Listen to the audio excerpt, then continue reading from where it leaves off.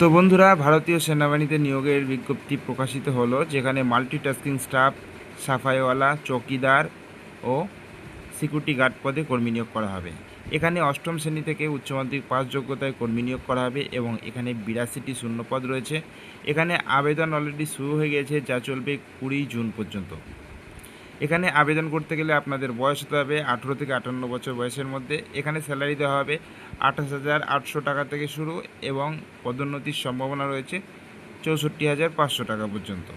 এছাড়াও পদ ওয়াইজ এখানে কিন্তু শিক্ষাগত যোগ্যতা অনুযায়ী আপনাদের কিন্তু এখানে স্যালারি রয়েছে। পশ্চিমবঙ্গের 23টি জেলা থেকে যে কোনো চাকরি প্রার্থী চাইলে এখানে আবেদন করতে পারবেন। পুরুষ এবং মহিলা ক্যান্ডিডেট উভয় এখানে আবেদন করতে পারবেন। আবেদন সম্পূর্ণ বিনামূল্যে আপনারা করতে পারবেন। এছাড়াও এই নোটিফিকেশনটি সম্পর্কে আরও বিস্তারিত জানতে আপনারা আমাদের অফিসিয়াল ওয়েবসাইট banglaHub.in ওয়েবসাইটে ভিজিট করবেন। ধন্যবাদ।